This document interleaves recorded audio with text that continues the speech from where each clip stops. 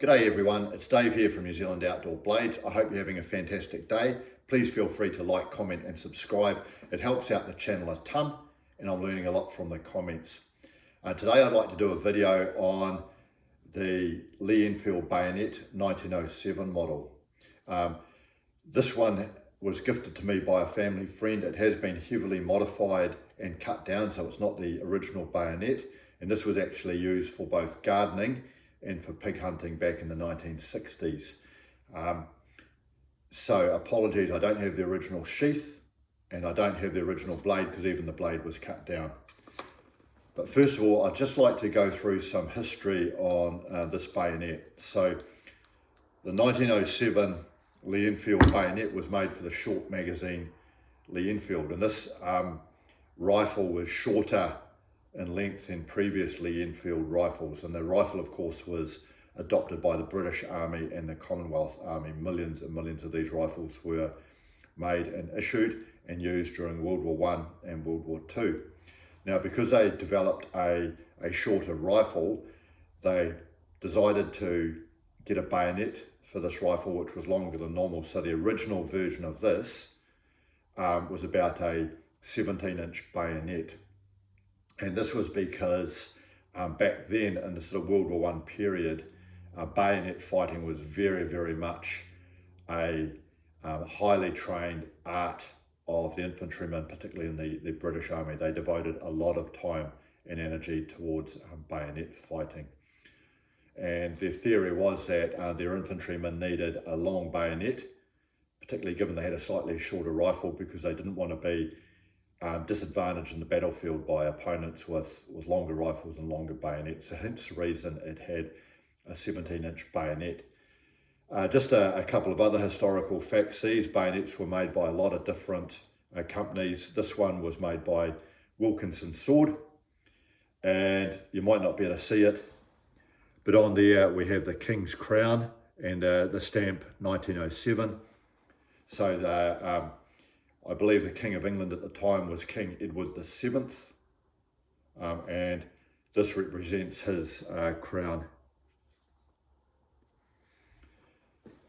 Okay, just some technical specifications. So the original was 17 inches long, and this has been shortened to about 12 inches long for sticking pigs in New Zealand, and I hate to say it, for gardening. My father's friend used to use this for gardening.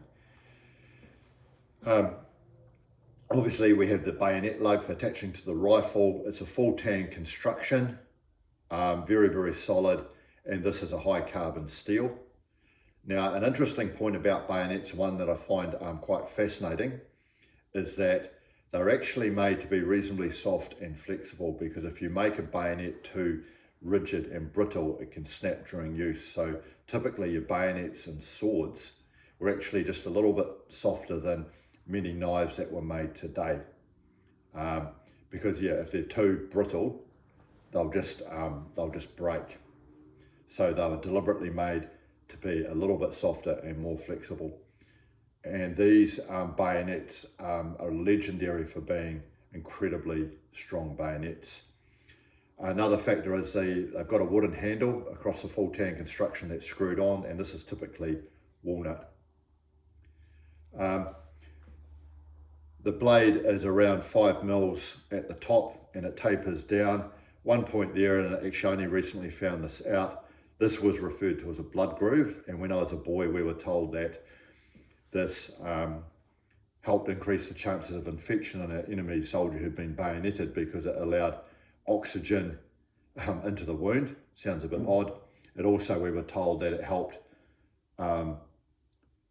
the infantryman to withdraw the bayonet from the enemy soldier once he'd been bayoneted, because it allowed oxygen in.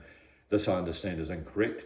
This groove, what we call the blood groove, is actually designed to lighten the blade, and it actually provides the blade a little bit more strength. I'm not sure how, but that's the story I've got. So an incredible sort of history behind these bayonets, and there was about 5 million of these bayonets made by Wilkinson Sword in England.